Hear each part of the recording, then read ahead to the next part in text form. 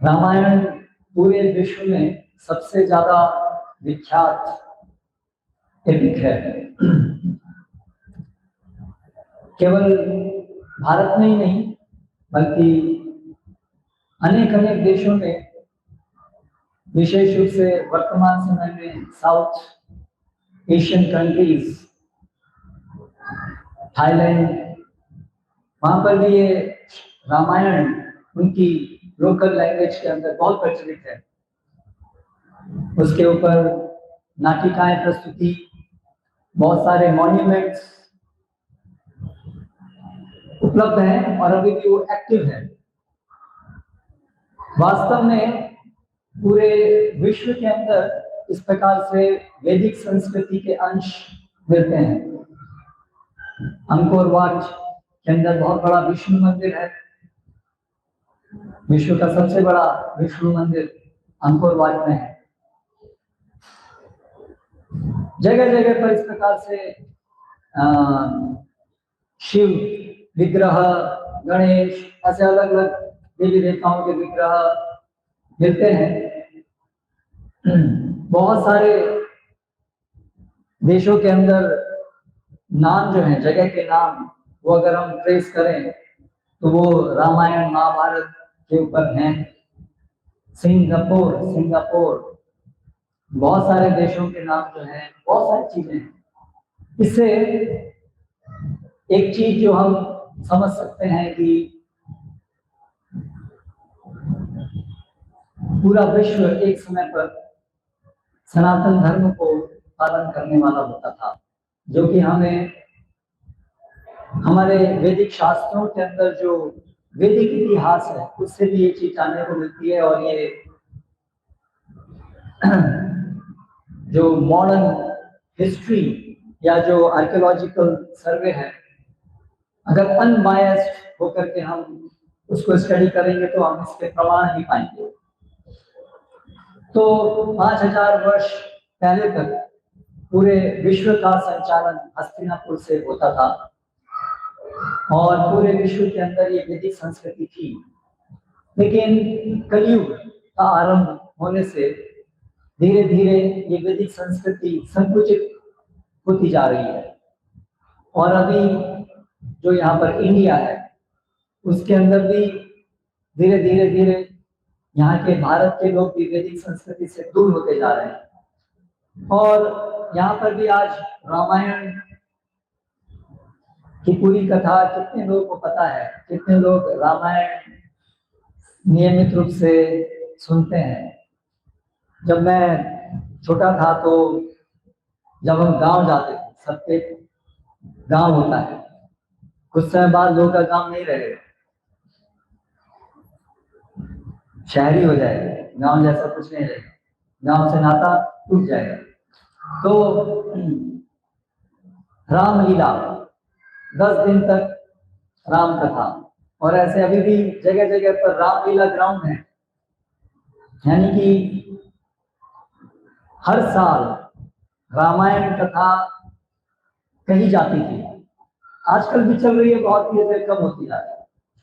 तो जहाँ पर हमारा जो गांव था वहां पर जब रामलीला होती थी तो उसके जो पात्र होते थे, तो वो सब पात्र भी रामलीला से पहले एक बहुत शुद्ध जीवन इत्यादि जीना पुण्यशाली होते थे और वो पूरे भावनाओं के साथ रामलीला करते थे। यहाँ तक कि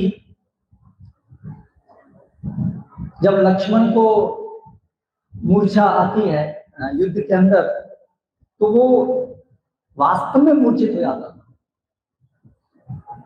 खुद प्रैक्टिकली मैंने ये चीज देखी है, इतना अधिक भावनाएं वहां पर जुड़ी होती थी।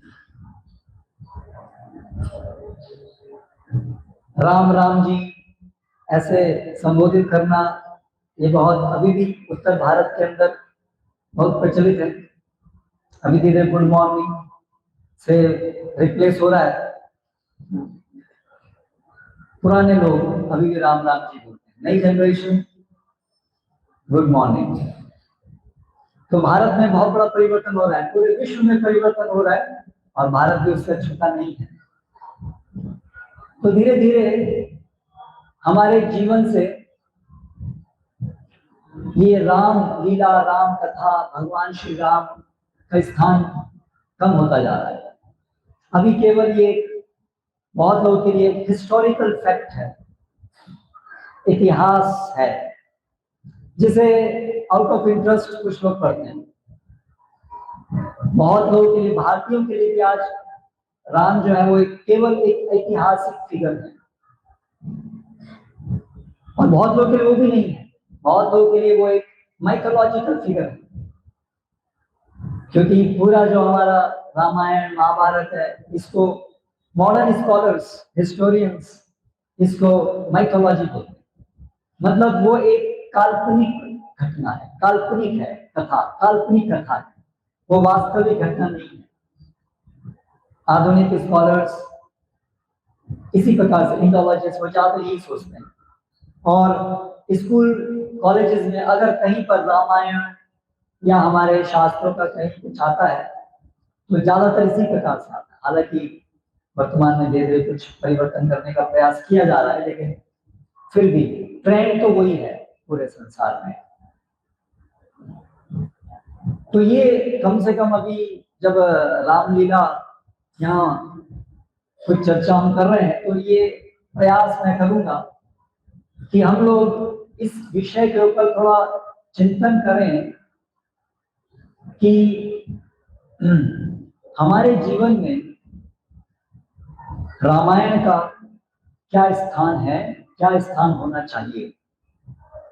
पूरे समाज के अंदर रामायण का क्या स्थान होना चाहिए और विश्व के अंदर क्या होना चाहिए, क्यों होना चाहिए। आज जो आधुनिकीकरण की लहर है,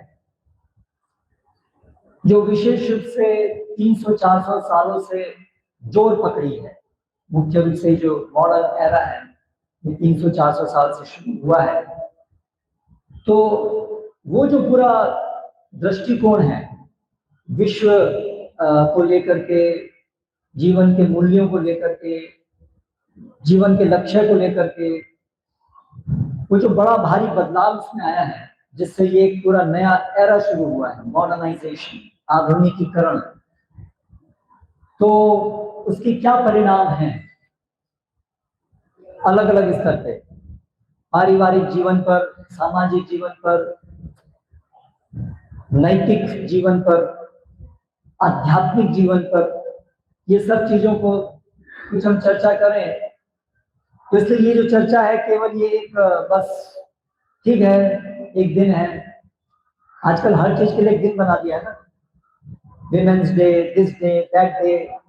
तो रामायण भी क्या एक ऐसा ही है कि हाँ ठीक है, आज के दिन हम कुछ भगवान राम के बारे में कुछ सुनते हैं, क्या यहीं तक सीमित है राम कथा, या वास्तव में भगवान श्री राम, उनकी कथा ही प्राण है, उसके बिना मनुष्य जीवन नहीं है।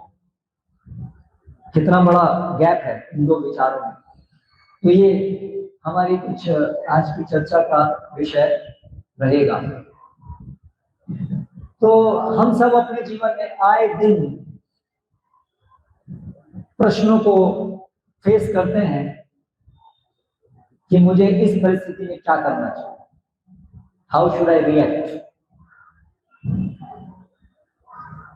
आध्यात्मिक, अधिभौतिक, अधिदैविक, ये 3 स्तर है, जिसको आधुनिक भाषा में माइक्रोकॉस्मोस, मीसोकॉस्मोस, मैक्रोकॉस्मोस कहते हैं। यानी एक पूरा यूनिवर्सल, एक वैश्विक और यूनिवर्सल स्तर है जिससे हम रिएक्ट करते हैं। प्राकृतिक व्यवस्थाएं, प्राकृतिक आपदाएं, वो सब उस स्तर पे होते हैं, मैक्रोकॉस्मिक स्तर पे होते हैं। फिर एक है हमारा अपना शरीर, अपना मन, इसके साथ हम इंटरेक्ट करते हैं। और तीसरा है अन्य जीव, उनके साथ हमारा आदान प्रदान होता है। तो ये 3 स्तर पे हर क्षण हम इन तीन में से किसी न किसी एक स्तर से आदान प्रदान कर रहे होते हैं। और हर क्षण हमें जो भी परिस्थिति हमारी होती है, हमारी मन और शरीर की, अन्य लोगों के द्वारा उपस्थित और प्रकृति के द्वारा उपस्थित, हर क्षण जो परिस्थिति होती है उसमें हमें प्रतिक्रिया करनी होती है। उस प्रतिक्रिया में हम क्या करें उसके लिए हमें सोचना पड़ता है, क्या प्रतिक्रिया मेरी होनी चाहिए।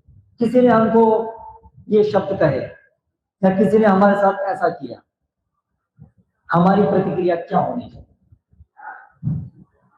प्रतिदिन ये हमारे साथ घटता है। हमें क्रोध करना चाहिए, हमें उसको मारना चाहिए, हमें कंप्लेंट दर्ज करानी चाहिए, हमें अपनी आवाज उठानी चाहिए, ऐसे ऐसे करके हर दिन। जैसे अभी आज बहुत लंबी लंबी कतारें लगी हैं पेट्रोल पंप पर, तो अभी हमारे तो चर्चा यही चल रही है, देखो क्या ये मूर्खता है ना, हम क्यों ये सब स्वीकार कर रहे हैं, सबको एक साथ मिल जाना चाहिए, आवाज उठानी चाहिए। तो इस प्रकार के प्रश्न हमारे जीवन में आते रहते हैं। सही और गलत की पहचान कैसे की जाए? तो भगवान श्री राम को मर्यादा पुरुषोत्तम भी कहते हैं। मर्यादा, विशेष रूप से भगवान श्री राम के चरित्र के साथ ये शब्द जुड़ा है, मर्यादा। क्या अर्थ है मर्यादा का?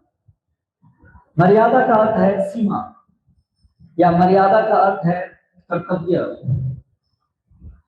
तो ये बिल्कुल संबंधित है। सही क्या है, गलत क्या है, ये निर्णय उसके अनुसार, जो हम वास्तविक में सही क्या है उसके अनुसार चलना, ये विचार है मर्यादा या नैतिकता। वर्तमान समय में आधुनिकता का जो दौर है उसकी एक नैतिकता की परिभाषा है। हर समाज में किसी न किसी स्तर पर नैतिकता तो रखते ही हैं। जानवरों के समाज में ये नैतिकता का विचार वहां नहीं होता है। वहां पर नेचुरल इंस्टिंक्ट्स से जानवर काम करते हैं। आहार, निद्रा, भय, मैथुन, इन चार आधारभूत आवश्यकताओं को पूरा करने में जानवरों की प्रकृति के द्वारा सीमित उनकी दी हुई मर्यादाएं हैं, और वो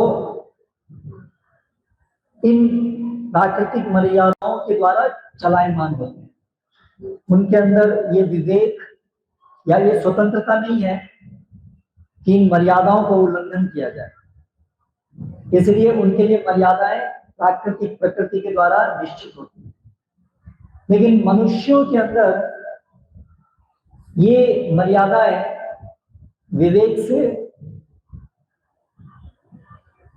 जानी जानी चाहिए, और इसलिए मनुष्यों में मर्यादा को लेकर के तर्क वितर्क होते हैं। क्या है मर्यादा, क्या सही है, क्या गलत। जानवरों में ये विचार नहीं। तो ये जो विचार है सही गलत क्या है, कैसे हमें रिएक्ट करना है, वर्तमान विचार क्या है उसमें, कैसे डिसाइड होता है कि सही और गलत क्या है। एक कॉन्स्टिट्यूशन है हमारा संविधान। कभी कभी हम भगवत गीता ग्रहण करने आते हैं, लोग कहते हैं हमें भगवत गीता नहीं, हमारा ही संविधान ही हमारे लिए सब कुछ है। तो भगवत गीता भी एक संविधान है, रामायण भी एक संविधान है,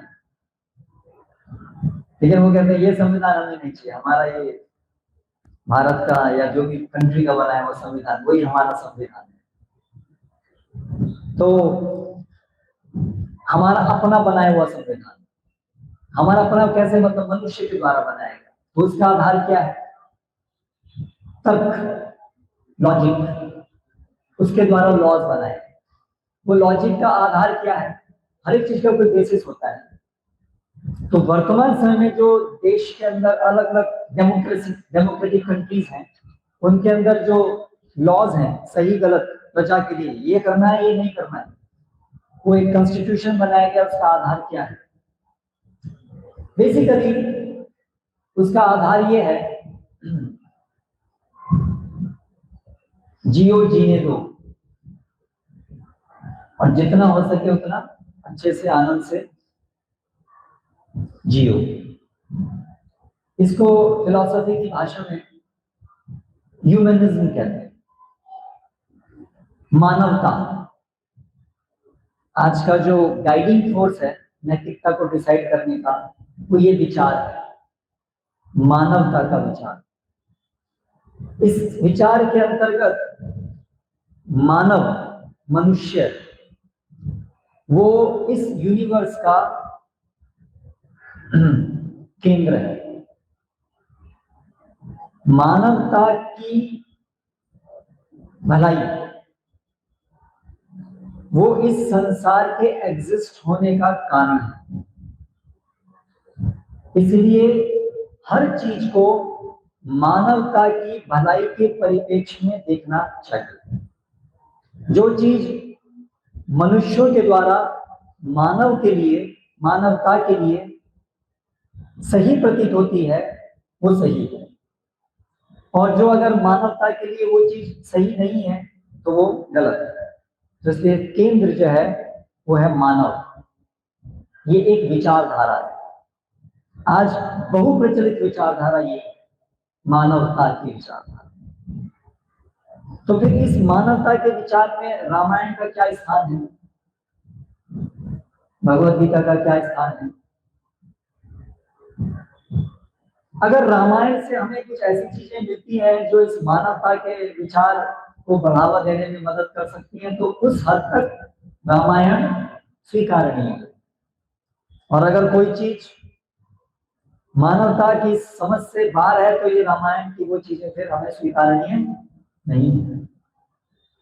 तो रामायण में ऐसी कितनी चीजें हैं जो इसलिए आजकल के लोग समझ नहीं पाते हैं। भगवान राम ने सीता का त्याग क्यों किया थी, कैसे इसका उत्तर हम समझेंगे? बहुत मुश्किल लगता है। आजकल के लोगों को लगता है ये क्या, ये रामायण कैसे कर रहे हैं, ये राम ने ऐसा क्यों किया, हमारी समझ में नहीं आता ऐसा क्यों। भगवान श्री राम का राज्याभिषेक होने जा रहा है, वो ज्येष्ठ पुत्र हैं, धर्म के अनुसार भी ज्येष्ठ पुत्र को ही राज सिंहासन पर बैठाया जाता है। सारी प्रजा भी उन्हीं को ही राजा मानना चाहती है, स्वीकार करना चाहती है। सभी मंत्री गण भी एक मत से भगवान श्री राम को ही, उनका ही राज्याभिषेक हो, ऐसा उनका ही राज्याभिषेक हो, वो यही चाहते हैं। और फिर वहां पर मंथरा के कहने से कैकेयी की बुद्धि नष्ट हुई और पूरा सब कुछ बदल गया ओवरनाइट, एक दिन के अंदर। तो फिर वहां पर भगवान राम को क्या करना चाहिए था? ये तो बिल्कुल इनजस्टिस हो रहा था ना, क्लियरली। लेकिन भगवान राम ने हमारी बुद्धि से, अगर हम लोग उस परिस्थिति में होते तो क्या करते? हमें तो बहुत स्पष्ट दिखा था कि उसको कैकेयी एंड कंपनी को जेल में डाल देना चाहिए था। दशरथ राम को कह रहे हैं आप मुझे जेल में डाल दो, आप राजा बन जाओ, दशरथ कुछ कह रहे हैं। लेकिन भगवान राम ने क्या किया? स्वीकार कर लिया उसको, और बड़े हर्ष से स्वीकार कर लिया। ऐसा क्यों किया उन्होंने? ये तो साफ साफ इनजस्टिस था। तो जस्टिस क्या है, इनजस्टिस क्या है, नैतिकता क्या है, सही क्या है, गलत क्या है, समझ में नहीं आता। इसलिए आजकल रामायण लोकप्रिय नहीं रही, धीरे धीरे हमारे शास्त्र सब लोकप्रिय नहीं हो रहे हैं, क्योंकि समझ में नहीं आते हैं अभी लोगों को। ऐसा लगता है ये शायद पता नहीं, ये बहुत 5000 साल पुरानी बात है, रेलेवेंट नहीं है, आज के समय से मैच नहीं करती है। ये पुरानी बातें थी, पता नहीं उस समय के लोग क्या थे, पिछड़े हुए थे, इवोल्यूशन ट्री में वो लोग पीछे थे बहुत, इसलिए उनका दिमाग इतना नहीं था, कुछ उनकी जो सोच समझ इतनी विकसित नहीं थी। आज हम लोग अभी जब विकसित हुए हैं तो अभी हम ज्यादा अच्छे से सोच पाते हैं चीजों को, हम ज्यादा लॉजिकल हैं, ज्यादा रैशनल हैं, अभी हम ज्यादा तर्क संगत हैं। और अभी धीरे धीरे कम्युनिकेशन मीडिया में इतना बढ़ गया है कि हम पूरा ग्लोब एक हो गया है, इसलिए हर जगह की अच्छाइयां बुराइयां हम सब देखते। अभी मनुष्य जो अभी सर्वाधिक बुद्धिमान, आज तक इतना बुद्धिमान मानव कभी नहीं था जितना आज है। आज सबसे ज्यादा बुद्धिमान हो गया है। इसीलिए ये जो पुरानी जो चीजें हैं, ये आज हम समझ पा रहे हैं कि ये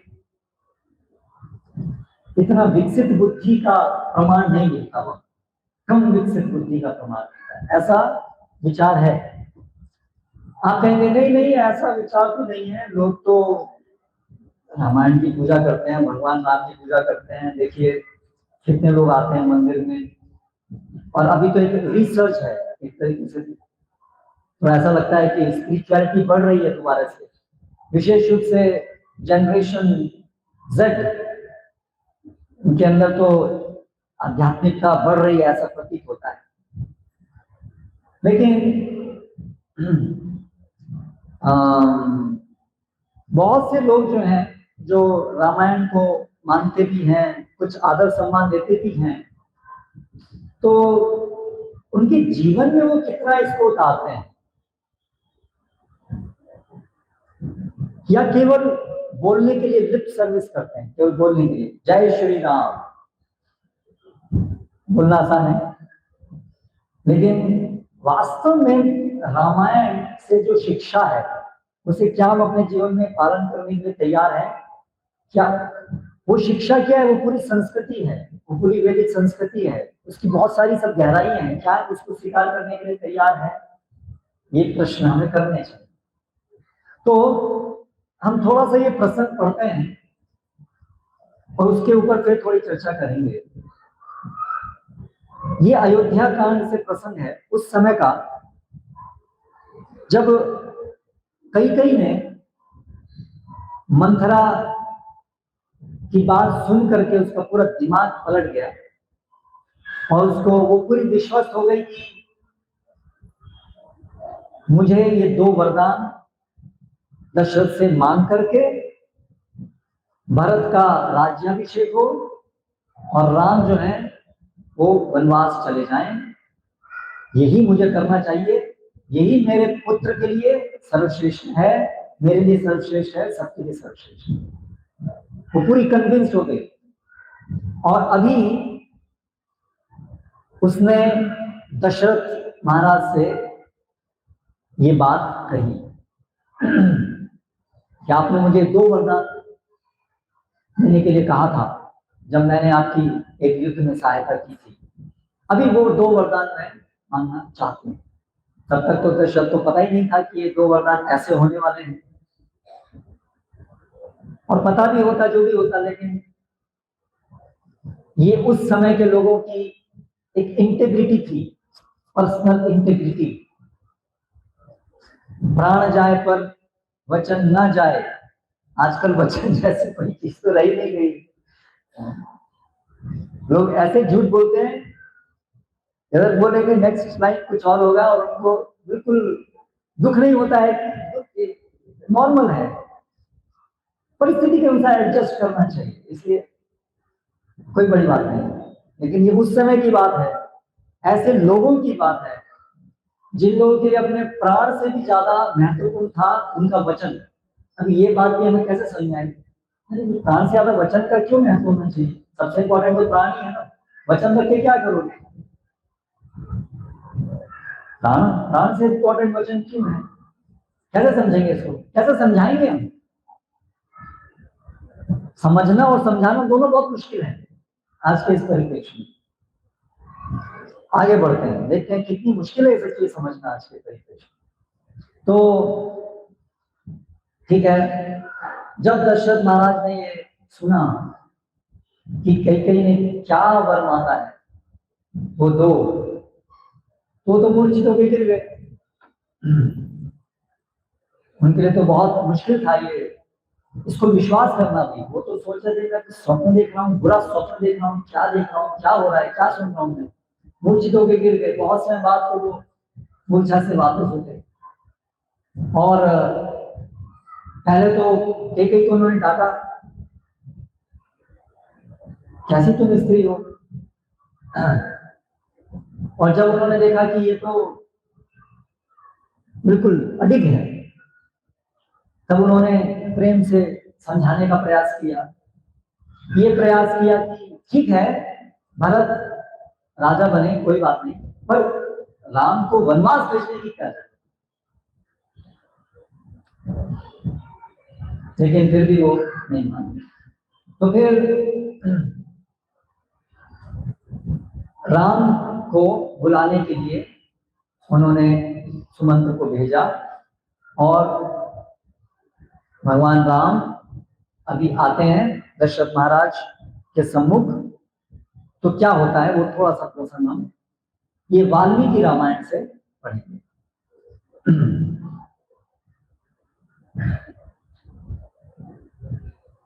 अपने पिता के महल के आंतरिक द्वार पर पहुंचकर तथा रथ से उतरकर राम ने अपने साथ आए नागरिकों से विदा ली। राम ने जैसे ही अंदर प्रवेश किया, उन्होंने महाराज दशरथ को कैकेयी के साथ पलंग पर बैठे देखा। राजा के चेहरे पर उदासी एवं चिंता छाई हुई थी। राम के निकट आते ही राजा केवल राम राम बोलकर रह गए। उनके नेत्र अश्रुपूर्ण थे, जिस कारण वे प्रत्यक्षतः अपने पुत्र को देख पाने में अक्षम थे। अपने पिता को उदासी की अवस्था में देखकर राम का हृदय दुखी हो उठा। उन्होंने सोचा, मेरे पिता की ऐसी उदासी का क्या कारण है, वे मुझे देखकर प्रसन्न क्यों नहीं है। राम ने कैकेयी से पूछा, मेरे पिता की उदासी का क्या कारण है, क्या मैंने उनकी आज्ञा के विरुद्ध कुछ किया है।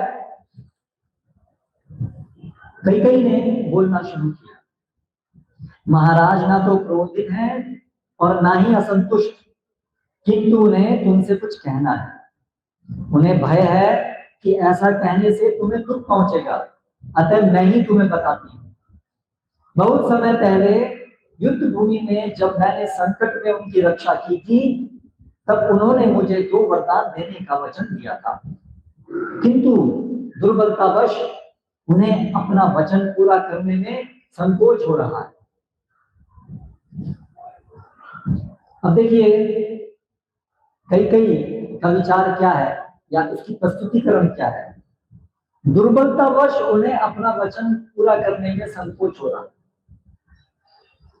कैसे भूमिका बनाई जा रही है जिससे कि राम दूसरा कुछ विचार भी नहीं कर पाए। तो हम ऐसे मिलते हैं ना लोगों से, लोग इस प्रकार की बातें रखते हैं, इस प्रकार से रखते हैं कि उनके जो अंदर दुर्विचार हैं, दुर्भावनाएं हैं, वो इस प्रकार से व्यक्त होती हैं, षड्यंत्र, कनिंगनेस। तो ये सब चीजें हम यहाँ पर देख रहे हैं कैकेयी के स्वभाव में। मंथरा से कैकेयी तो वास्तव में ऐसी नहीं थी, लेकिन मंथरा के द्वारा पॉइजन हो गई। तो ये सब भी होता है समाज में, ये सब मनुष्य समाज में होता है, आम बात है ऐसा होना। तो वो यहाँ पर अभी देखने में पूरी अक्षम है दशरथ महाराज की स्थिति। अब वो उसको एक अलग दृष्टिकोण से देख रही है। उसकी आंख पर एक चश्मा, एक दृष्टिकोण बदल गया है। तो जैसे हमारे हृदय की स्थिति होती है, उसके अनुसार हमारा दृष्टिकोण होता है। वही कैकेयी का पहले दृष्टिकोण अलग था, और अभी जब मंथरा की बात सुन के उसका हृदय परिवर्तित हो गया, तो दृष्टिकोण बदल गया। तो उसी प्रकार से ये एक बहुत महत्वपूर्ण शिक्षा है यहाँ पर। कभी कभी हमें लगता है वाद विवाद होता है, हम कहते हैं ये सही है, दूसरा आदमी इसको समझ नहीं पाता, ये सही कैसे हो सकता है ना। संसार में ऐसी कितनी सारी वाद विवाद चलते रहते हैं। घर के अंदर भी वाद विवाद होते हैं, पति पत्नी में, माता पिता बच्चों में, वाद विवाद वाद विवाद। हमें बहुत आश्चर्य होता है, ये चीज इतनी सिंपल लॉजिकल है, ये समझ में क्यों नहीं आ रही? दृष्टिकोण का अंतर, दृष्टिकोण का अंतर। तो हर व्यक्ति एक दृष्टिकोण के साथ जीता है। मैं कौन हूं, मैं यहाँ किस लिए हूं, मेरा इस व्यक्ति के साथ क्या संबंध है, मेरा परिस्थिति के साथ क्या संबंध है। हर व्यक्ति ऐसा एक विचार में जीता है, चाहे भले ही वो व्यक्त रूप से इसको प्रकट ना करे, लेकिन वो सबके अंदर एक विचार है, आखिर मेरी स्थिति क्या है, मेरा संबंध क्या है सबसे, मैं कौन हूं। इसको कहते हैं श्रद्धा। ये भगवद गीता में भगवान श्री कृष्ण 17वें अध्याय के अंदर बताते हैं, श्रद्धामयो अयम पुरुष यो यश श्रद्धा स एव सः। हर व्यक्ति श्रद्धा का बना हुआ है। वर्ल्ड व्यू, वर्ल्ड व्यू, हम अपने को क्या देखते हैं, हु एम आई,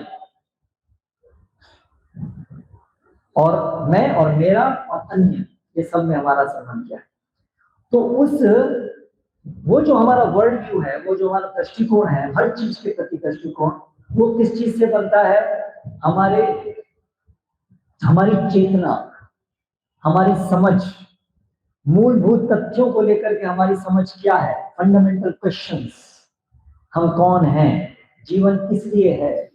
ये बहुत आधारभूत प्रश्न है जिसके ऊपर सामान्यतः कोई लोग चिंतन भी नहीं करते हैं, विचार भी नहीं करते हैं। आप किसी से पूछेंगे क्या आपने सोचा है कभी आपके जीवन का लक्ष्य क्या है, तो बहुत लोग कोई प्रश्न भी पहली बार उन्होंने सुना होगा, ऐसा कभी विचार नहीं किया होगा जीवन का लक्ष्य क्या। ऐसी भी कोई चीज होती है जीवन का लक्ष्य?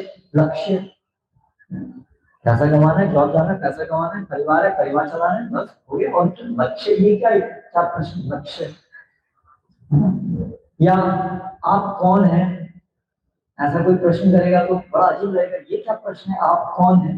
दिख नहीं रहा मैं पुरुष हूँ या मैं स्त्री? हाँ, आजकल ये भी प्रश्न है कि पुरुष है कि स्त्री, वो अलग बात है, आजकल ये भी प्रश्न बन गया है। लेकिन सामान्यतया तो अभी तक तो यही था कि तो कम से कम स्पष्ट था कोई पुरुष है कौन स्त्री है। तो ठीक है, कौन है, परिचय देंगे तो आसान था परिचय, मेरा नाम ये है, पिता का नाम ये है, मैं यहाँ का रहने वाला हूँ।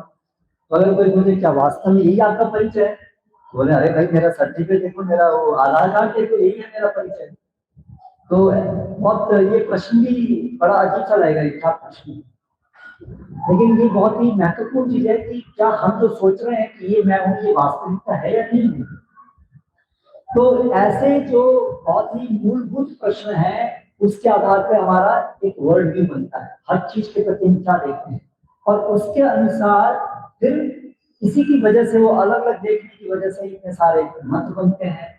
हर एक व्यक्ति अपने दृष्टिकोण से चीजों को देखता है, और सामान्य जो दृष्टिकोण है सबका वो ये है, क्या है सामान्य दृष्टिकोण, उसी के अंदर अलग अलग वैरायटी हो सकती है छोटी छोटी, लेकिन मूल रूप में दृष्टिकोण बद्ध चीज का ये है कि मैं इस जगत को एंजॉय करने के लिए हूं, और ये वर्ड, ये जगत एंजॉयबल है, इट कैन बी एंजॉयड, इसका भोग किया जा सकता है, और मैं यहाँ पर सुख प्राप्त करने के लिए हूँ, सुखी होने के लिए हूँ, और सुख का साधन है इस जगत को एंजॉय करना। ये है मेरी मूलभूत पहचान, मैं एक व्यक्ति हूँ और ये जगत को मुझे एंजॉय करना है, यही मेरा जीवन का एसेंस है, सार है। अब उसको एंजॉय करने के लिए मेरे पास बुद्धि है, मेरे पास शरीर है, और उससे मुझे पैसा और अलग रिसोर्सेज को जोड़ना है, जिससे मैं और अच्छे से अधिक अच्छे से इस जगत को एंजॉय कर सकूं। जितना मैं इस जगत को एंजॉय करूंगा उतना मैं सुखी रहूंगा, और इस तरह से सुखी रहना, तो ये तो प्रश्न ही नहीं है कि जीवन का सबसे इंपॉर्टेंट चीज सुखी रहना ही है, यही तो सार है। तो ये हमारी एक सामान्य विचारधारा रहती है। तो इसकी वजह से हमारे जो, जिसको हम अपना एंजॉयमेंट समझते हैं और दूसरा व्यक्ति का एंजॉयमेंट, तो वो दोनों में टकराव होता है, तो उससे फिर लड़ाई झगड़ा द्वंद्व उत्पन्न होता है। क्योंकि मेरे लिए एंजॉयबल है एक चीज, वो मुझे प्राप्त करनी है, और दूसरे के लिए भी एंजॉयबल है वो चीज, उसको भी वो प्राप्त करनी है। इसलिए फिर यहाँ पर कंपटीशन शुरू होता है, हमारे इंटरेस्ट की लड़ाई शुरू होती है। और संसार में है ना, अभी लड़ाई चलती रहती है हमेशा, मिडिल ईस्ट में लड़ाई चल रही है। तो क्या लड़ाई है? इंटरेस्ट की लड़ाई है ना? ये हमें चाहिए, नहीं नहीं ये हमें चाहिए, तो फिर लड़ाई कर लो, जिसकी लाठी उसकी भैंस। ये कॉमन प्रिंसिपल है फिर उसको सेटल करने का। तो इसलिए फिर स्वाभाविक है जगत में लड़ाइयां होंगी, सब जगह लड़ाइयां हैं, घर के अंदर लड़ाइयां हैं, देश में लड़ाइयां हैं, क्योंकि अरे मैं जगत को भोग करने के लिए हूँ, हर व्यक्ति सोच रहा है मैं जगत को भोग करने के लिए हूँ। तो जहां तक, और भोग करने की लिमिट नहीं है, मैं चाहता हूं कि जितनी ये मेरी भोग करने की जो एक्सटेंट है वो बढ़ती जाए बढ़ती जाए बढ़ती जाए। मेरे पास लाख करोड़ अरब जितना हो सके, हर व्यक्ति यही चाहता है। इसलिए फिर हमारे जो इंटरेस्ट हैं वो लड़ते हैं, कॉन्फ्लिक्ट होती है ना? और इससे कितनी सारी परेशानियां उत्पन्न होती है संसार के अंदर आए दिन ना? तो इसका समाधान क्या है? तो इसको समझने के लिए हमें ये सब चीजों की गहराई में जाना पड़ेगा। तो यहाँ पर हम देख रहे हैं कि कई का दृष्टिकोण वो बिल्कुल बदल गया। तो अभी वो देख रही है कि जो दशरथ है वो दुर्बलता पूर्वक ऐसा कह रहे हैं, तो कह रही है वो राम से, अतः राम तुम अपने पिता को समझाकर उन्हें असत्य का शिकार बनने से बचा लो। हे राम, यदि तुम वचन दो कि तुम राजा की आज्ञा का भी संकोच पालन करने के लिए सहमत हो, तो मैं तुम्हें उन 2 वरदानों के विषय में बताऊंगी जो मैं चाहती हूँ। अत्यंत दुखी राम ने उत्तर दिया, माता श्री, मेरे द्वारा पिताश्री की इच्छा पूर्ण किए जाने के विषय में आपके मन में संदेह देखकर मुझे आश्चर्य हो रहा। तो भगवान राम आश्चर्यचकित है कि आपको इसमें संदेह क्यों हो रहा है कि मैं ये जो भी वरदान, जो पिताश्री की जो इच्छा है उसको पूर्ण करने में मैं दोबारा कुछ सोचूंगा भी, सेकंड थॉट भी दूंगा, इसमें आपको प्रश्न क्यों है? उनको यह आश्चर्य हो रहा है, क्या मेरा चरित्र इतना गिरा हुआ है, मैं ऐसा हूं कि मैं अपने स्वार्थ के लिए मैं अपने पिता की जो इच्छा है उसको पूरा नहीं करूंगा? या आपने सोचा कैसे? ये उनको ग्लानि हो रही है, उनको आश्चर्य होता है। अगर यहाँ से हमें हिंट मिलना शुरू होता है कि भगवान श्री राम जो हमें सिखा रहे हैं एक मर्यादा पुरुषोत्तम होने के नाते कि एक पुत्र का चरित्र कैसा होना चाहिए। तो इतना आज्ञाकारी उसको होना चाहिए कि उसके मन के अंदर ऐसा कि अगर पिता की जो भी आज्ञा है वो मेरे लिए शिरोधार्य है, चाहे उसकी वजह से मुझे कितना भी कष्ट क्यों ना मिले। ये भी चार आज कहाँ है? आज्ञा है तो ठीक है भाई, जितना अपने को कष्ट नहीं मिलना चाहिए अपने फेवर में वो तो आज्ञा ठीक है, और जहां पे उससे कष्ट मिलेगा तो फिर वो आज्ञा बेकार है, वहां पर फिर हम गलतियां ढूंढना शुरू करते हैं। आज आधुनिक समय की बड़ी समस्या है, जो सबऑर्डिनेट है और जो अथॉरिटी है उसमें आपस में कॉन्फ्लिक्ट, अधिकारियों में और जो उनके अंडर में है उनके बीच में कॉन्फ्लिक्ट, लड़ाई झगड़ा, असहमति, ये कॉमन सिम्टम है। बच्चों का माता पिता से कॉन्फ्लिक्ट, हर घर की कहानी। बच्चे बातें नहीं मानते और बच्चे सोचते हैं पता नहीं क्या क्या बोलते रहते हैं, हम क्यों माने, ये तो हमारे इंटरेस्ट में नहीं है, हमें ऐसा करना है, वो ऐसा बोलते हैं। जनरेशन गैप, अलग अलग नाम देते हैं उसको, ठीक है। तो उसी प्रकार से हर जगह पर, हर स्टेज पर देखते हैं कॉन्फ्लिक्ट, है ना। तो क्योंकि आज हमारी जो आधुनिक समय की वैल्यूज है वो बदल गई है, सब समान है। आज ये विचारधारा, कोई बहुत बड़ा अंतर नहीं है माता पिता बच्चों में आज की विचारधारा के अनुसार। इसलिए सबको समान अधिकार होने चाहिए, सबको समान तरह से सोचने का अधिकार है, जो उनकी इच्छा है वो उनको करने दिया जाए। तो आज ये आधुनिक विचार की वजह से जो एक बड़े छोटे, छोटों को बड़े की बात माननी है, ये जो मर्यादा थी वो धीरे धीरे खत्म होती जा रही है। अभी माता पिता भी बहुत आराम से बच्चों को ये स्वतंत्रता देना चाहते हैं। तुम्हें क्या लगता है, जो तुम्हें अच्छा लगता है वो करो, फ्रीडम। और ये सुनने में अच्छा लगता है। जब ये आधुनिकीकरण शुरू हुआ, फ्रेंच रिवॉल्यूशन, तो उसके अंदर जो मानवता के जो बहुत स्लोगन्स जो थे इंपॉर्टेंट, तो उसमें से कहते थे इक्वालिटी, सब समान है, सबको जितना वो सुखी होना चाहे, जितना सुखी होने के अवसर उनको सबसे अधिक मिल सके, ऐसा उनको दिया जाना चाहिए सब मनुष्यों को, सबको सर्वाधिक स्वतंत्रता मिलनी चाहिए। ये सब चीजें सुनने में अच्छी लगती हैं, और यही मानवता को गाइडिंग प्रिंसिपल्स है, मानवता के सिद्धांत जिससे आस्था संसार चल रहा है। तो उस विचारधारा के अंतर्गत ऐसा होता है। लेकिन यहाँ पर भगवान राम कह रहे हैं कि ऐसा मेरे बारे में तो आप कैसे सोच सकती हैं, जो भी पिता चाहेंगे वो तो मैं उसको पूर्ण करूंगा ही। कृपया मुझे बताएं कि पिताश्री क्या चाहते हैं, मैं उनकी इच्छा का अक्षर पालन करूंगा, इसमें कोई संदेह न करें, यह मेरी दृढ़ प्रतिज्ञा है।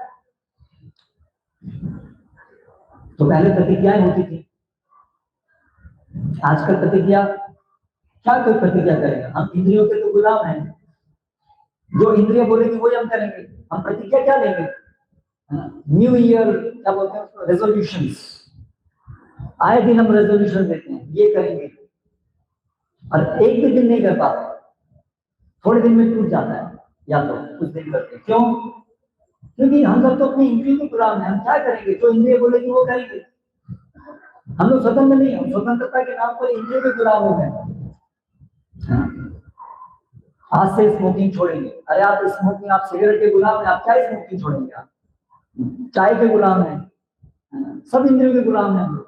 तो इसलिए आज प्रतिज्ञा लेने वाली चीज तो खत्म हो गई, प्रतिज्ञा लोग ले नहीं सकते, उनके अंदर इंटेग्रिटी नहीं है। राम का आश्वासन पाकर निष्ठुर कैकेयी ने कहा, देवताओं की ओर से शंपर दैत्य के साथ युद्ध में संघर्ष करते हुए जब तुम्हारे पिता गंभीर रूप से घायल हो गए थे, तब मेरी सेवा के कारण ही वे जीवित बच पाए थे। कृतज्ञतावश राजा ने मुझसे 2 वरदान मांगने को कहा। मैंने कहा कि मैं आवश्यकता होने पर वरदान मांग लूंगी, और कैकेयी को कभी आवश्यकता दिखी नहीं, लेकिन मंथरा ने उसको ये आवश्यकता दिखलाई कि आज तुमको ये आवश्यकता है।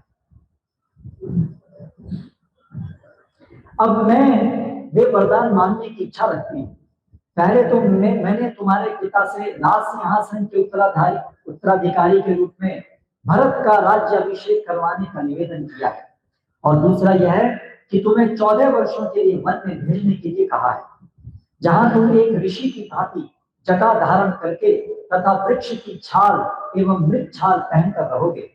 यह सुनिश्चित करना तुम्हारा कर्तव्य है कि तुम्हारे पिता अपने वचन से विमुख होकर अधर्म के पथ पर न आ जाए। तो राम को याद दिला रही है कि तुम्हारे पिता पीछे जाएंगे तो तुम्हें रोकना होगा, यानी कि इनडायरेक्टली कह रहे हैं कि यू जस्ट फॉलो।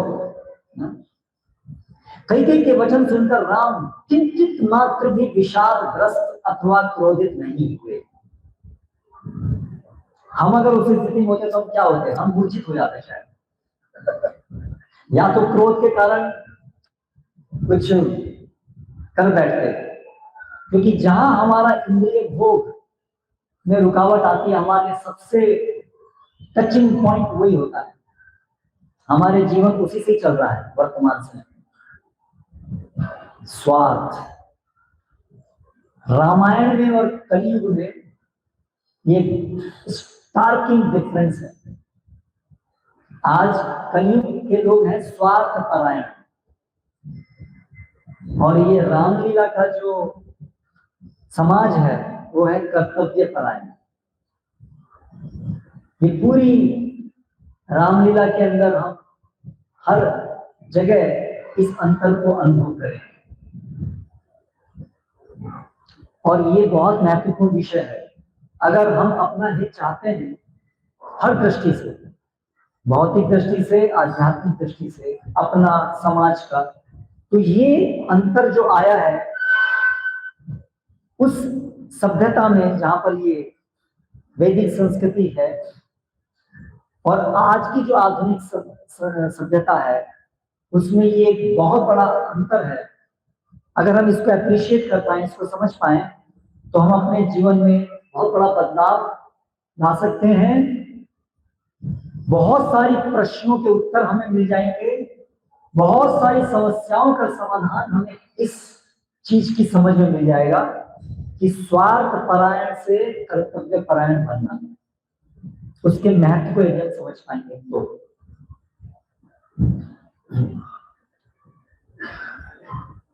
कैकेयी के वचन सुनकर राम किंचित मात्र भी विषादग्रस्त अथवा क्रोधित नहीं हुए। उनमें उदासी की एक झलक भी न थी, अपितु प्रसन्न होकर उन्होंने कहा, माता श्री, आपकी इच्छा के अनुरूप मैं तुरंत ही वन के लिए प्रस्थान करता हूँ। भरत को बुलवाने के लिए अभी दूत भेज दीजिए। मुझे कोई पश्चाताप नहीं है। मैं केवल इतना चाहता हूं कि आप एवं पिताश्री सदैव ही मुझसे स्नेह करते रहें। कृपया मेरे प्रति मन में कोई दुर्भावना न रखें। यही मैं चाहता हूं। तो कितनी बड़ी बात है। उनको उस राज्याभिषेक, उस राज्य के शासन से तनिक भर भी आसक्ति नहीं थी। किस चीज से उनको आसक्ति थी? वो कह रहे हैं मेरी आसक्ति इस चीज में है कि मेरे प्रति आपके मन में कोई दुर्भावना न रहे, कि मैं हमेशा आपको प्रसन्न करने वाला, मेरा चित्त, मेरी मन केवल हमेशा आपको प्रसन्न करने वाला रहे। यही केवल मैं चाहता हूं और कुछ नहीं चाहता। और ये राज्याभिषेक से पहले, जब ये इस दिन से पहले हमेशा से भगवान श्री राम का यही दृष्टिकोण था।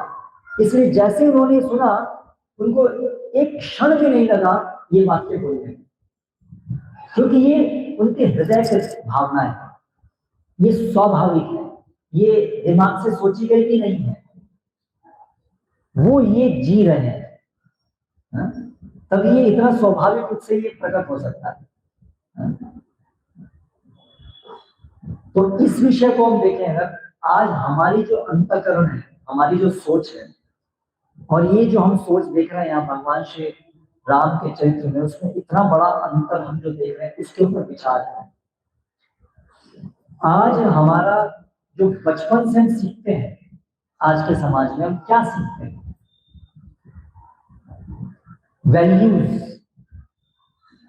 वैल्यूज हमारी आज वैल्यूज क्या है? हम बचपन से अपने माता पिता से, हमारा पूरा एजुकेशन सिस्टम में हम क्या सीखते हैं? हमारे लिए सबसे बड़ी प्रायोरिटी क्या है आज जो हमें सिखाई जाती है?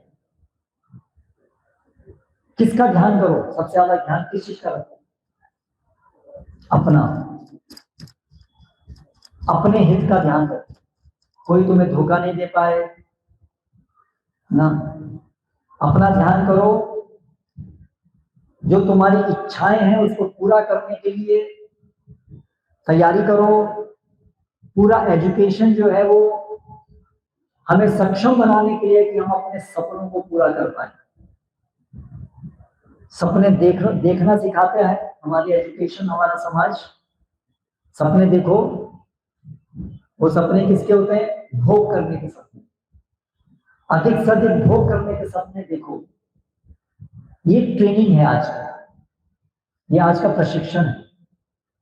माता पिता इसको अपना कर्तव्य सोचते हैं कि हम बच्चों को भोग करने की इस कंपटीशन में नंबर 1 आना सिखाएं। सारे संसार में कंपटीशन चल रहा है, रेस चल रही है। सबसे बड़ा भोगी कौन? हमारा बच्चा उस रेस में नंबर 1 आए। हम बहुत पीछे रह गए, लेकिन एक माता पिता होने के नाते मेरा परम कर्तव्य है कि हमारा बच्चा इस रेस में सबसे आगे आए। उसका पैकेज सबसे बड़ा हो, जितना हो सकता है। उस अच्छे से अच्छे पैकेज के लिए मुझे उसको सबसे अच्छे से अच्छे स्कूल में भेजना पड़ेगा, जहाँ सबसे अच्छी से अच्छी बड़ी से बड़ी फीस होगी, है ना। और किसी भी तरह से हम कुछ भी करेंगे, लेकिन हम बच्चे को ये अवसर देंगे कि वो संसार में जो भी उसकी इच्छा है, जितनी भी वो इच्छा कर सके, वो सब पूरी हो जाए। ये बहुत ही एक सामान्य विचारधारा और एक अच्छी विचारधारा माता पिता की मानी जाती है। ये एक अच्छे माता पिता की बात है ना, ये अच्छे माता पिता, बुरे नहीं, ये अच्छे हैं, अच्छे माता पिता। तो ये हमें क्या सिखा रहा है वास्तव में? ये हमें सिखा रहा है कि संसार का केंद्र मैं हूं, यही मेरी एग्जिस्टेंस का हेतु है, यही मेरी एग्जिस्टेंस का हेतु है। मैं यहाँ क्यों हूं? मैं यहाँ भोग करने के लिए, यही सच्चाई है। तो ऐसी समझ से जब हम जीते हैं, तो फिर ये आश्चर्य की बात नहीं, संसार नाच क्या हो रहा है। जब आप बच्चे को ये सिखाएंगे कि तुम्हें बड़े से बड़े सपने देखने हैं और तुम्हें तुम्हारी सक्सेस लाइफ की इसी में है कि तुम ज्यादा से ज्यादा एंजॉय करता हो, तो फिर इसमें आश्चर्य क्या है कि ये बच्चे जब माता पिता बूढ़े हो जाएंगे तो उनको ओल्ड एज होम में ही डाल देंगे। इसमें समझने में क्या ये बड़ी बात है? क्योंकि जब आप बूढ़े हो जाएंगे तब आप उनके भोग में रुकावट होंगे, तो फिर वो आपको ओल्ड एज होम में डाल देंगे। आपने उनको सिखाया ना कि जीवन का लक्ष्य भोग करना है। तो इसीलिए हमको रामायण समझ नहीं आती। रामायण को समझने के लिए हमें क्या समझना होगा? हमें ये पूरा हमारा दृष्टिकोण पहले शास्त्र के अनुसार हमें जानना होगा। फंडामेंटल क्वेश्चंस, मैं कौन हूं, मैं किस लिए हूं, संसार किस लिए है, किसने बनाया है, क्यों बनाया है। जब तक इन फंडामेंटल आधारभूत प्रश्नों के उत्तर हम नहीं जानेंगे, तब तक रामायण नहीं समझ सकते। भगवान राम ने ऐसा क्यों किया, हम ये नहीं समझ सकते। और जब हम ये नहीं समझेंगे तो रामायण को अपने जीवन में पालन नहीं कर सकते। तब तक हमें ये केवल पहली दिखेगी या केवल बस पढ़ने में अच्छी लगती है। हाँ, एक अच्छी स्टोरी है, अच्छी स्टोरी लाइन है, बस वहीं तक रहेगी, इसका पालन अपने जीवन में नहीं करता है। तो इसीलिए रामायण को समझने के लिए भगवद गीता को पहले समझना जरूरी है। रामायण बहुत ऊपर की कक्षा है। ये भरत महाराज, सीता, उनकी जो भावनाएं है, उनके जो विचार, ये बहुत ऊंची शुद्ध भक्ति, शुद्ध शुद्ध स्तर पे है। इसलिए उसको समझने के लिए हमें भगवद गीता, जिसमें ये मूलभूत प्रश्नों को एड्रेस किया गया है भगवान श्री कृष्ण के द्वारा, वो समझना चाहिए। हम कौन है? पहले तो हम एक आत्मा है, यानी कि हम भौतिक नहीं, हम आध्यात्मिक हैं। हम चेतना के एक कण हैं। हमारा एक व्यक्तित्व है, लेकिन वो व्यक्तित्व आध्यात्मिक है। उसका इस भौतिक जगत से लेना देना कुछ नहीं है। ये जो शरीर है, ये आत्मा के ऊपर एक आवरण है। ये शरीर हम नहीं है। ये पहचान जो हम करते हैं कि मेरा जन्म इस तारीख को हुआ, वो इस शरीर का जन्म हुआ है, ना कि मेरा जन्म हुआ। आत्मा का जन्म नहीं होता है, आत्मा का मरण नहीं होता है। नंबर 1, ये पहली चीज है समझने के लिए। दूसरा, ये जो सब कुछ है, संसार है, तारे, ग्रह, नक्षत्र, भौतिक जो कुछ है, और जो ये आत्मा है, ये सब कुछ एक परम व्यक्ति, जिनको भगवान कहते हैं, वो एक व्यक्ति है। ये सब उनकी शक्तियां हैं।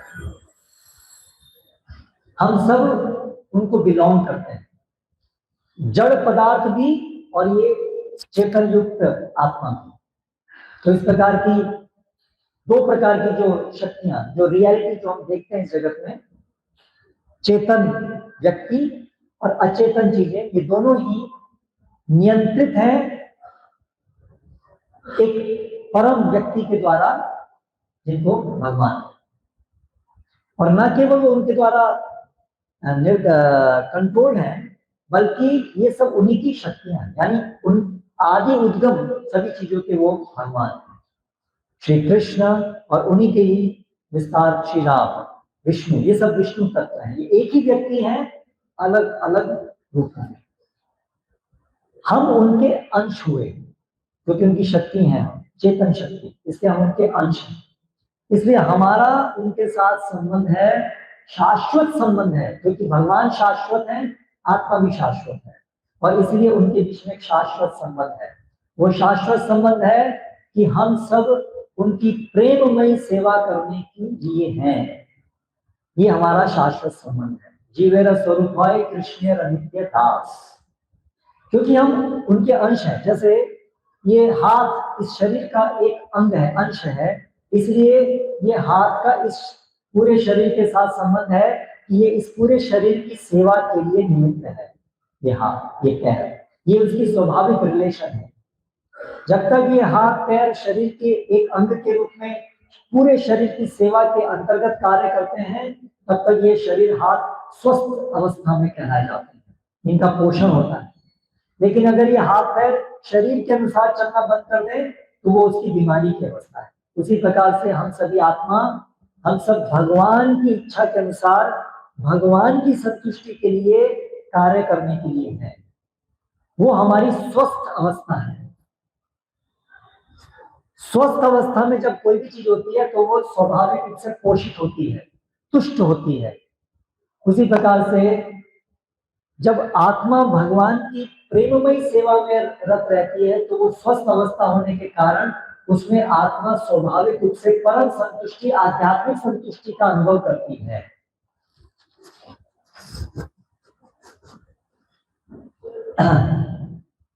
वर्तमान समय में हम अपनी इस स्वाभाविक स्थिति से अलग हैं। हम भूल गए हैं अपना भगवान के साथ संबंध को। हमने अपनी स्वतंत्र इच्छा शक्ति, क्योंकि हम चेतन है, जीव है, हमारी भी एक स्वतंत्र इच्छा शक्ति है, हम उस इच्छा शक्ति का दुरुपयोग करके भगवान से स्वतंत्र रह करके रहना चाहते थे, जो संभव नहीं है वास्तव में। लेकिन ऐसी दुरिच्छा हमने की कि हम आपकी सेवा क्यों करें। हम स्वतंत्र रहना चाहते हैं, हम स्वयं परम भोक्ता बनना चाहते हैं, सेवक की जगह भोक्ता बनना चाहते हैं। ऐसा करके हम देखना चाहते हैं, हम ऐसा होना चाहते हैं। ऐसी इच्छा के कारण हम भगवान से दूर हो गए। दूर होने के लिए भी भगवान ने ही हमें सहायता की, उनकी माया शक्ति के द्वारा हमारे ज्ञान को आवृत करके और हमें इस शरीर को प्रदान करके, इस जगत को निर्मित करके, जिसमें हम अपनी इस भ्रांत इच्छा को पूरी करने का प्रयास करें। तो इसलिए इस संसार में सब जीव क्या सोचते हैं, भगवान के साथ हमारा कोई संबंध नहीं है, मैं इंडिपेंडेंट हूँ और बस मुझे अभी जीना है, मुझे अपने हिसाब से चलना है, मुझे पूरा प्रयास करना है, मैं कैसे सुखी रहूं। भगवान को भूल गए हैं और इंडिपेंडेंटली अपने को सोच रहे हैं भोक्ता के रूप में। और भगवान की ये सृष्टि हमें अलग अलग अवसर देती है। कर्म के सिद्धांत के द्वारा सुख दुख की हमें अनुभूति होती है, लेकिन वो सब सुख दुख की अनुभूति भ्रमित है, भ्रांत स्तर पे है। ये भौतिक मन के स्तर पे है, भौतिक शरीर के स्तर पे है, वो आत्मा के स्तर पे नहीं है। और यही मूल कारण है, जितने भी हम संसार के अंदर समस्याएं देखते हैं, अपने को अपने समस्याएं अनुभव करते हैं, उसका मूल कारण यही है कि हम अपनी स्वाभाविक स्थिति में नहीं। जैसे मछली पानी के बाहर अगर रखें, फिर आप उसको चाहे गलीचे के ऊपर रखिए, चाहे उसको खाने के लिए कितनी सुंदर चीज दीजिए, लेकिन मछली कभी संतुष्ट अनुभव नहीं कर सकती, क्योंकि वो जल के बाहर है, अपनी स्वाभाविक स्थिति में नहीं। उसी प्रकार से बद्ध अवस्था जो हमारी शक्ति है, उसमें हम अपनी स्वाभाविक स्थिति में नहीं है। भगवान के साथ हम अपने संबंध को भूले हुए हैं। अगर हम मंदिर में भी आते हैं तो भगवान से क्या मांगते हैं, भगवान मुझे ये चाहिए वो चाहिए, वो भी हमारी मूल अवस्था नहीं है। मूल अवस्था है कि हमें आना चाहिए भगवान हम आपको प्रसन्न कैसे करें, वो अभी हमें सिखाइए। ये हमारी वास्तविकता है, हम भूल गए थे।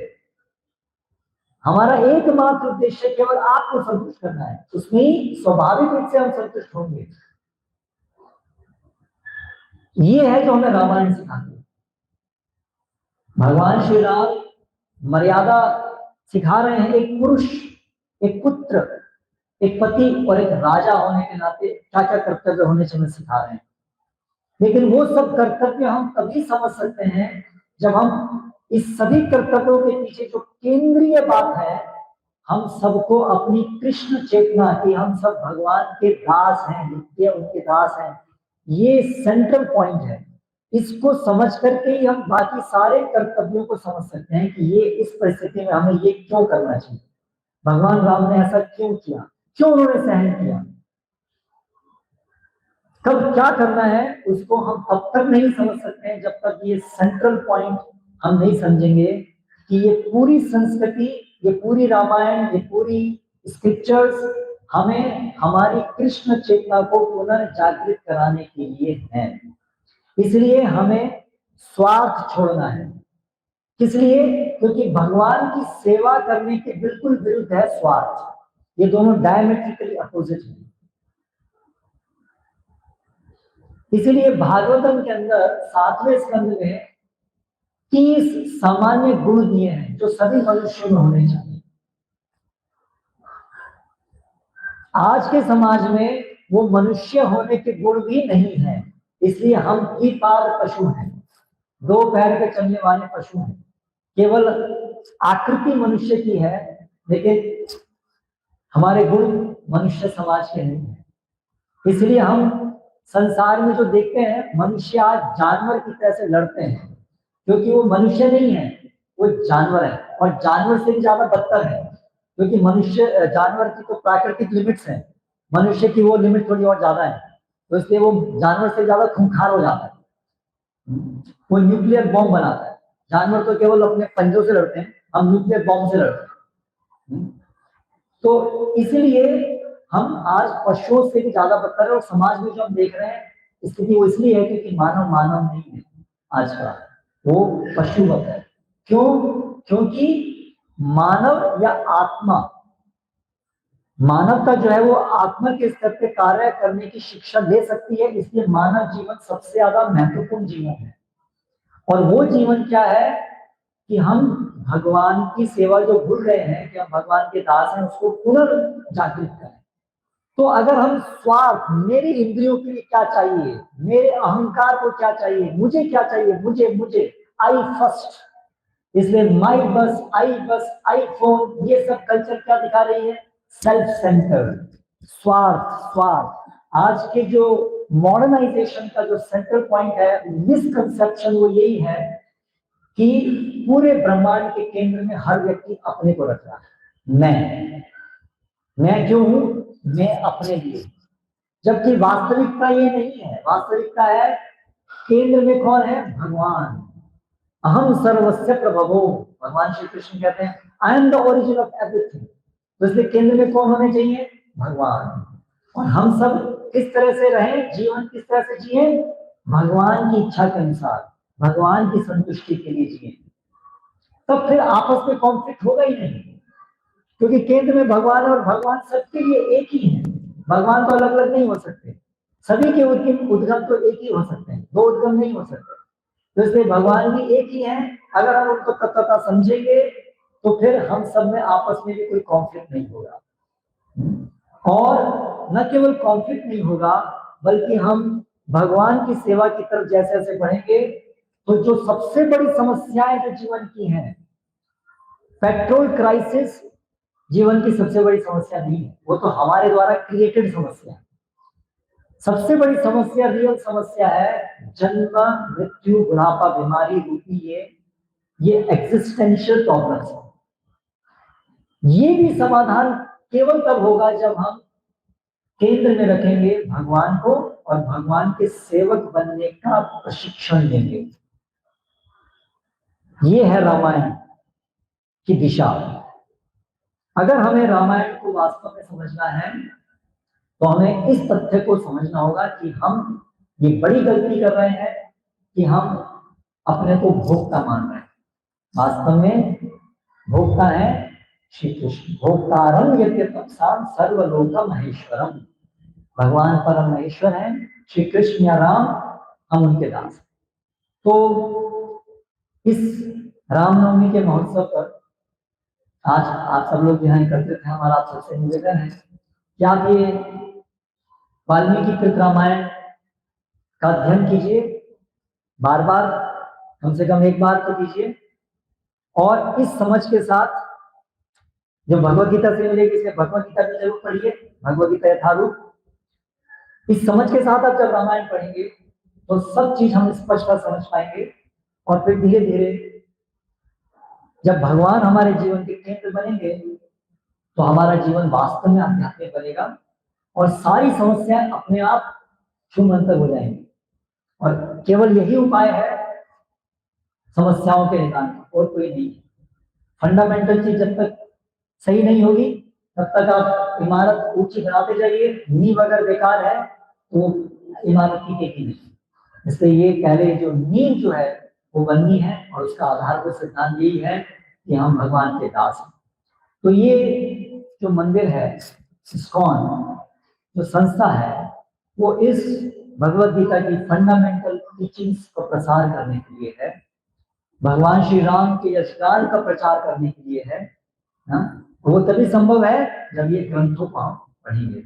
आजकल हम लोग मोबाइल पे इतना समय बिताते हैं, ग्रंथों को पढ़ने का टाइम नहीं है, और उसके बिना पढ़े हमें ये सब जानकारी ज्ञान नहीं मिलेगा, ना भगवान की अनुभूति होगी। इसलिए हमारा आपसे निवेदन है कि इस शुभ अवसर पर आप लोग ये संकल्प लें कि समय निकालिए और ये रामायण और भगवद गीता पढ़िए, अपने बच्चों को आदत दिलवाइए, आपके साथ बैठा करके पढ़ाइए, जिससे उनका चरित्र भगवान राम की लीलाएं और उनकी शिक्षाओं के आधार पर बने, न कि टॉम डिक एंड हैरी और अलग अलग कार्टून के आधार पर। हरे कृष्णा कृष्णा कृष्णा हरे हरे, हरे राम राम राम। श्री राम नवमी महोत्सव की जय, श्री प्रभुपाद की जय।